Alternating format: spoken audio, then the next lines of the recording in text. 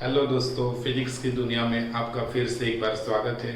आज के वीडियो के अंदर हम यूजेस ऑफ डायमेंशनल एनालिसिस है उसका थर्ड नंबर का यूज क्या था। तो ऐसा था to derive a relation between various physical quantities, यानी कि कोई भी कोई एक फिजिकल क्वांटिटी है उसका दूसरे फिजिकल क्वांटिटी के साथ क्या रिलेशन है, यानी कि हम मेक अ फॉर्मूला, हम एक फॉर्मूला बना सकते हैं। फॉर एग्जाम्पल इसके बहुत सारे एग्जाम्पल है, मगर अभी इस लेक्चर के अंदर मैं एक एग्जाम्पल समझाऊंगा। अब ये एग्जाम्पल क्या है, यहाँ पे मैंने बहुत शॉर्टकट के अंदर समझाया है, आप पीडीएफ के अंदर बहुत अच्छी तरह से देख सकोगे, मगर वो सब मैं ओरली समझाऊंगा, बराबर ध्यान रखना।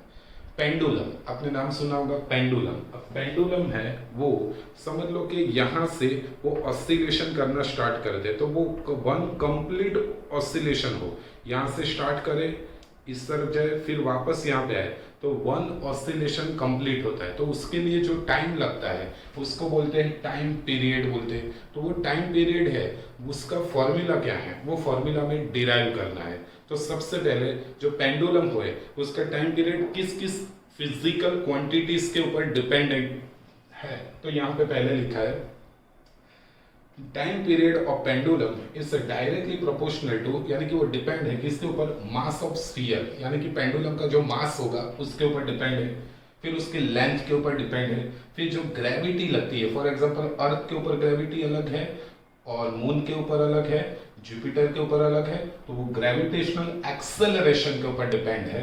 सेकंड नंबर एंगुलर डिस्प्लेसमेंट, अभी यानी कि एंगुलर यहाँ पे होगा तो वो जीरो होगा एंगुलर डिस्प्लेसमेंट, मगर यहाँ पे जाएगा तो 90 डिस्प्लेसमेंट होगा, तो उसके ऊपर भी डिपेंडेंट है।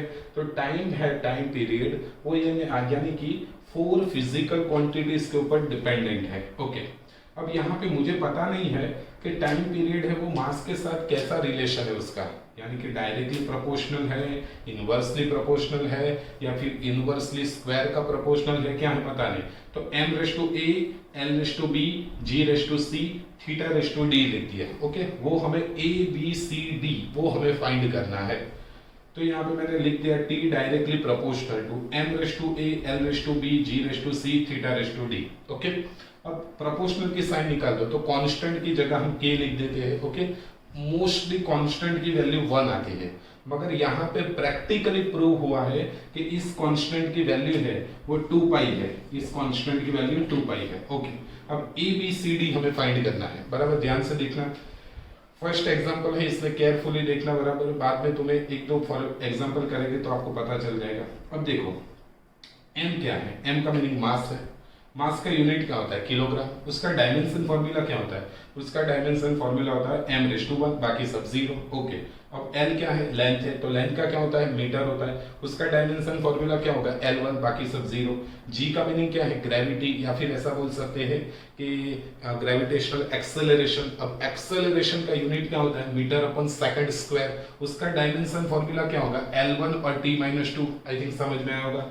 फिर थीटा का मीनिंग क्या होता है, एंगुलर डिस्प्लेसमेंट, एंगुलर डिस्प्लेसमेंट यानी कि रेडियल, वो डायमेंशन लेस है, m0 l0 t0, angular displacement है वो डायमेंशनल लेस है, याद रखना। t का मीनिंग क्या है, t का मीनिंग है टाइम पीरियड, टाइम पीरियड यानी कि क्या, सेकंड, सेकंड का क्या होगा, m0 l0 t1। ओके, अब क्या करना है, यहां तक पहुंचने के बाद सबके डायमेंशन फॉर्मूला आपको लिख ले, जैसे कि t का क्या है, m0 l0 t1, फिर k का आई डोंट नो, बराबर वो लिखने की जरूरत नहीं, कांस्टेंट के। फिर मास का क्या होगा, m1, बाकी सब जीरो, जीरो वाले नहीं लिखोगे तो भी चलेगा, बराबर। ऊपर पावर रेस टू a है, फिर l का l1 पावर b है, g का l1 t-2 पावर c है, थीटा का m0 l0 t0 power d है, वो लिखने की कोई जरूरत नहीं है।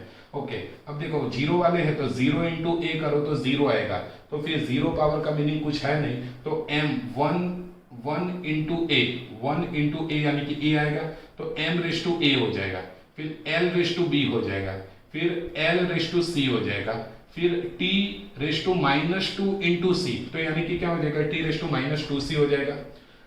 चलो यहां तक हम पहुंच गए। अब क्या करना है, m एक बार है, l दो बार है, तो यानी कि बेस एक बार लिखो और जो पावर है उसका एडिशन कर दो, फिर t रेस टू -2c हो जाएगा, यहाँ पे जो है वो लिख दो। अब क्या करना है, अब आपको कंपेयर करना है, एक मिनट, अब आपको कंपेयर करना है। अब कंपेयर कैसे करेंगे, देखो ध्यान रखना है। यहाँ पे m है, यहाँ पे भी m है, a है, यहाँ पे 0 है, तो what is a? a is equal to 0, l, तो यहाँ पे पावर b प्लस 0 है, b प्लस c है, यहाँ पे क्या होगा 0, ओके। फिर यहाँ पे t माइनस 2c, तो यहाँ पे 1 है, तो minus 2c is equal to 1 आएगा। अब देखते हैं इसके अंदर से आंसर, हमें abc का आंसर लाना था। a इज इक्वल टू 0, अब देखो c इज इक्वल टू क्या हो जाएगा -1/2, ये -2 नीचे चला जाएगा। फिर ये जो b प्लस c लिखा है, b plus c is equal to 0, तो b को सब्जेक्ट बनाओ तो -c हो जाएगा, बराबर। अब c की वैल्यू क्या है? c की वैल्यू -1/2 है, तो -1/2 और आगे माइनस, तो क्या हो जाएगा 1/2। तो देखो a की वैल्यू 0, c की वैल्यू -1/2 और b की वैल्यू क्या है +1/2। अब हम क्या करेंगे, जो हमारा फॉर्मूला था उसके अंदर हम वैल्यू पुट करेंगे। फॉर एग्जांपल हमने ऐसा लिखा था t directly proportional to k m l g और थीटा तो लिखने की जरूरत नहीं है क्योंकि कुछ आंसर ही नहीं आ रहा है d का, तो वो निकाल दो। यहाँ पे a b c बराबर, यहाँ पे डायरेक्टली प्रोपोर्शनल नहीं था, इज इक्वल टू था। k की प्रैक्टिकली प्रूव हुआ है कि उसकी वैल्यू 2 पाई है। अब a की वैल्यू क्या है 0, देख लो। फिर b की वैल्यू क्या है, वो देखो क्या है +1/2। फिर g की वैल्यू क्या है, तो c की वैल्यू क्या है -1/2। अब आप यहाँ पे लिख सकते हो 2 पाई m⁻0, तो यानी कि 1 हो जाएगा, l⁻1/2, इसको नीचे कर दो, डिनोमिनेटर में ले जाओ तो +1/2 हो जाएगा। और 1/2 का मीनिंग क्या होता है? रूट होता है, रूट। तो यानी कि यहाँ पे भी रूट आएगा, यहाँ पे भी रूट, तो टोटल रूट कर दो तो स्क्वायर रूट हो जाएगा l/g। तो यानी कि ये हमें क्या मिला, टाइम पीरियड ऑफ पेंडुलम, उसका फॉर्मूला क्या है, t इज इक्वल टू 2 पाई और घूंघट के अंदर लाल जी, ऐसा याद रखो, घूंघट के अंदर लाल जी, यानी कि घूंघट यानी कि स्क्वायर रूट के अंदर l/g। l का मीनिंग होता है जो पेंडुलम है उसकी लेंथ, और g का मीनिंग होता है जो नीचे ग्रेविटी लगती है वो। समझ में आई थिंक आया होगा। हमें करना क्या है, सबसे पहले वो टाइम पीरियड किसके ऊपर डिपेंडेंट है वो पता होना चाहिए, जैसे कि मास के ऊपर, लेंथ के ऊपर, g के ऊपर। उसके डायरेक्टली प्रोपोर्शनल लिख दो कि m⁻a l⁻b g⁻c। फिर क्या करना है, सबका डायमेंशन फॉर्मूला लिख दो, ओके। फिर पावर को अंदर जो मल्टीप्लाई करना है वो सब कर दो, वो फिनिश कर दो। उसके बाद कंपेयर करना है एबीसी को, ओके। एबीसी की वैल्यू ला दो, उसके अंदर पुट करो, आंसर आ जाएगा, ओके। एक बार पीडीएफ के अंदर से अच्छी तरह से देख लेना, मेरे ख्याल से कंप्लीटली आपको पता चल जाएगा। तो यहाँ पे हम हमारी वीडियो को खत्म करते हैं। नेक्स्ट वीडियो के अंदर हम क्या करेंगे, जो 3 यूजेस मैंने कराए हैं उसके अलग अलग एग्जाम्पल करेंगे, जैसे कि इस यूज का हम 2-3 और एग्जाम्पल करेंगे, तो अच्छी तरह से हमें परफेक्ट हो जाएगा, बराबर। ओके चलो।